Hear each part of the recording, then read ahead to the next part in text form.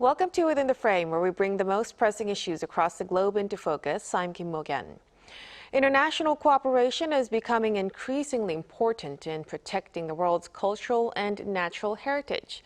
From climate change to desertification, the challenges facing historical sites today go well beyond the national borders. Now, against that backdrop, Korea and Mongolia have agreed to deepen cooperation through joint research and conservation projects following President Lee Jae Myung's recent state visit to Mongolia. So today, we'll explore what this partnership could deliver and how it could contribute to preserving heritage for future generations. And to help us understand what this partnership could mean, we're joined by Demberel Sodnomsambuu, president of the Mongolian Academy of Sciences, which is leading many of Mongolia's scientific and heritage research initiatives. President Demberel, thank you so much for joining us. Thank you for inviting me.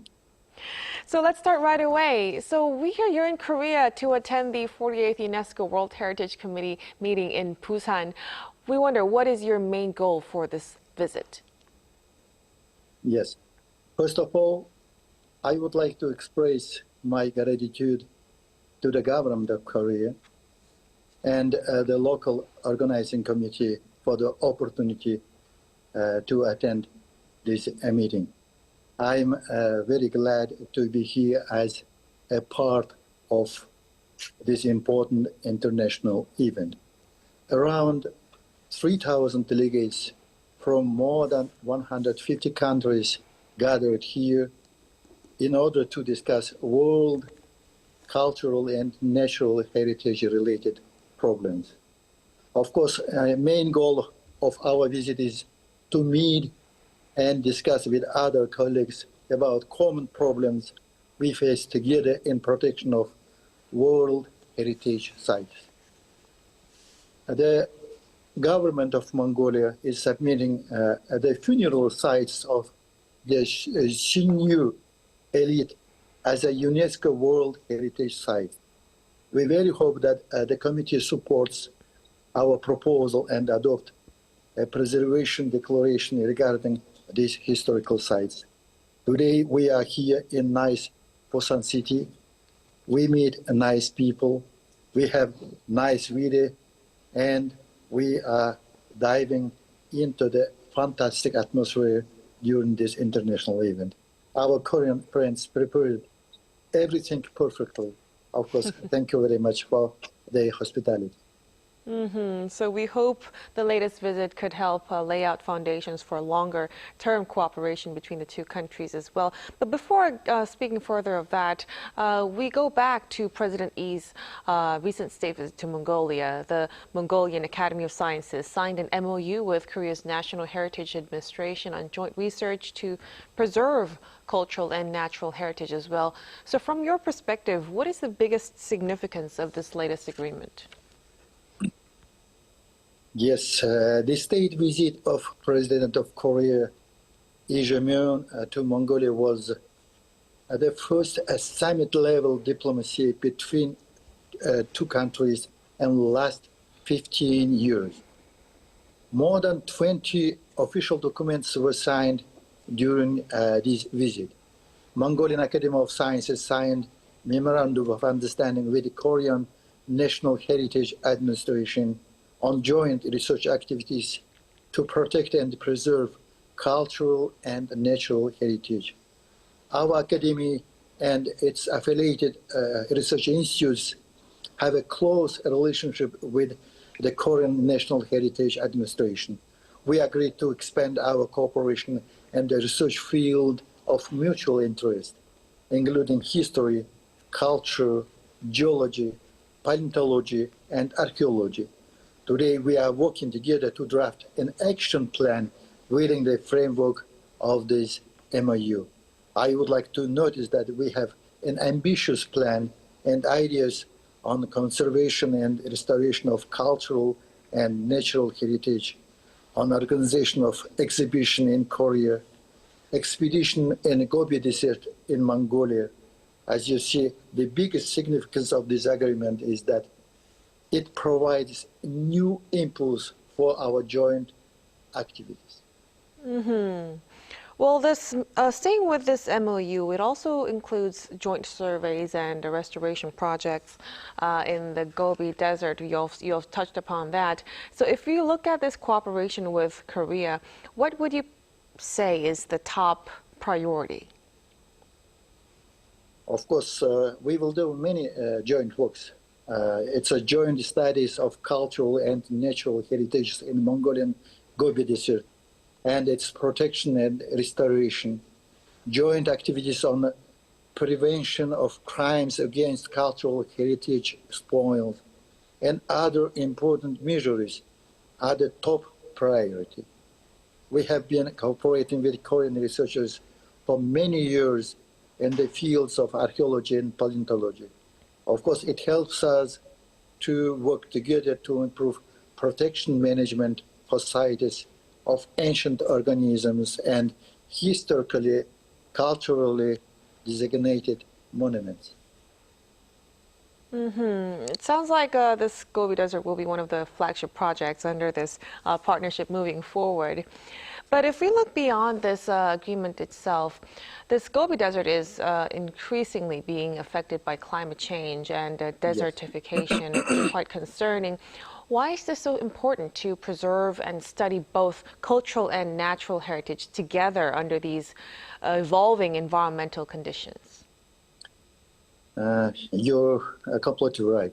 There's a cultural heritage sites in the Gobi Desert exists under extremely harsh natural conditions throughout all 4 seasons. In summer, temperatures can reach plus 40 degrees Celsius, and in winter they drop to minus 40 degrees, and spring brings severe sandstorms. It's clear that climate change is having a strong impact on these sites. For example, at one dinosaur trackway site in western Mongolia, after we conducted a preliminary survey, we returned 1 year later to continue the work and found that more than 20 trackways of giant dinosaurs that we had marked had been completely eroded and destroyed by the wind. These footprints can never be recreated. Therefore, developing protection plans and intensifying research on such heritage has become extremely urgent. The same process is happening at many fossil sites across Mongolia, of course. So protecting nature and preserving heritage really have to go hand in Yes. hand. And if we turn to another major project, beginning in 2028, Korea and Mongolia will launch their first joint underwater archaeological survey at the Lake Badarkand. What historical significance does this site hold for Mongolia? And also, what do you hope to achieve through this joint excavation? You know that Mongolia is a landlocked country. We don't have any ocean. And almost all Mongols are not good swimmers.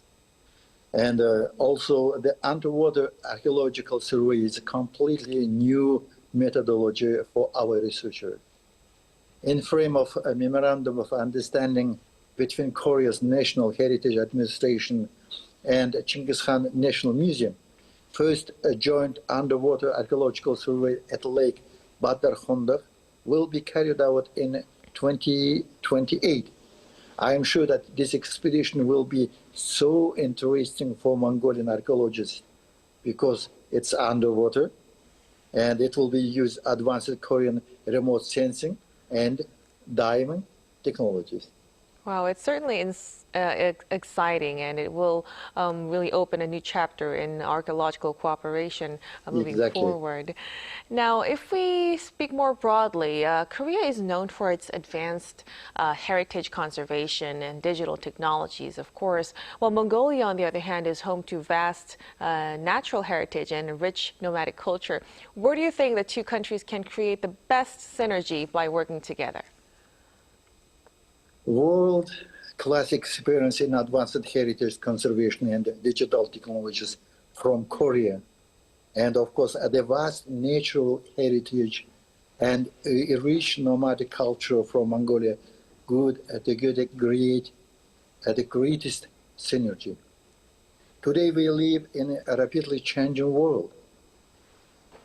Technological progress is having an extraordinary impact on humanity and plays a vital role in deepening the knowledge that comes from science.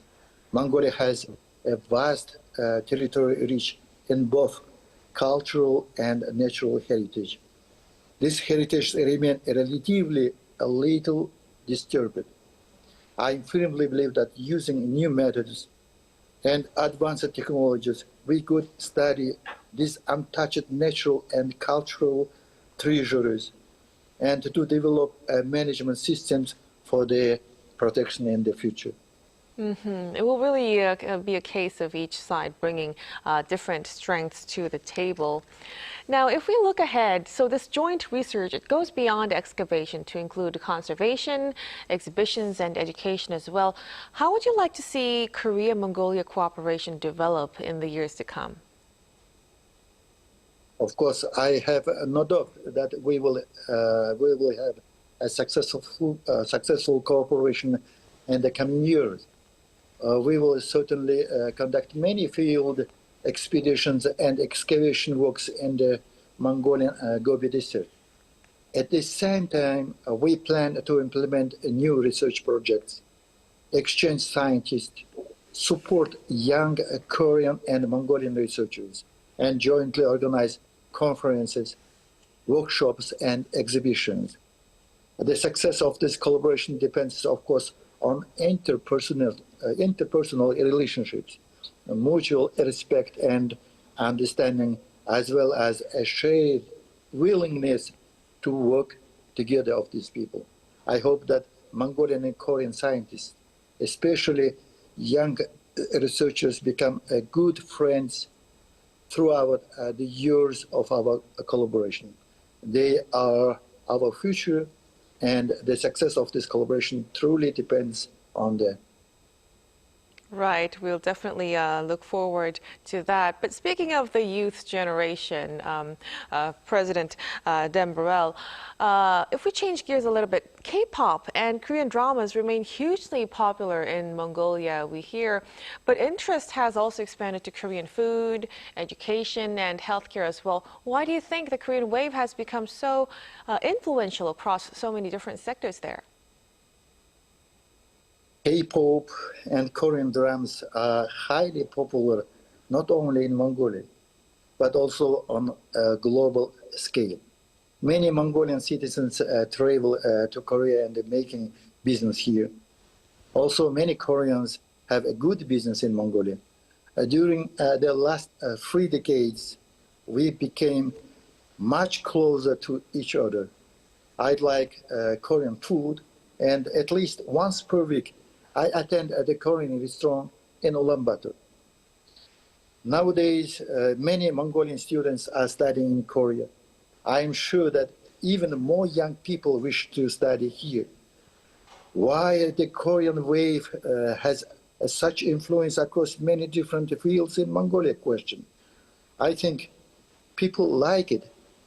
Mongolian people like it, especially young generation like very much K-pop. Men and women like Korean dramas. Ladies like K-beauty products. And I like Korean food. And we like it. Well, it's a simple statement, but it says a lot about how much communication and understanding the two countries have within each other in terms of people-to-people exchanges, of course. Now, finally, if that's the case, do you think the Korean wave can also serve as a bridge to deepen cooperation in cultural heritage and academic research between the two countries as well?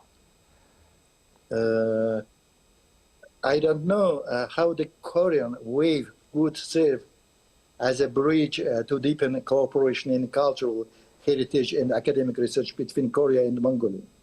But I'm almost sure that the Korean wave, including K-pop music, K-dramas and television series, films, fashion and beauty, and online games will serve as a bridge to connect the people of two countries much more closer. All delegates from around the world who come to the UNESCO World Heritage Committee meeting in Busan are working together to deepen cooperation in cultural heritage and academic research globally. Mongolian Academy of Sciences and the Korean National Heritage Administration, we together will do our absolute best for successful collaboration between our countries in the field.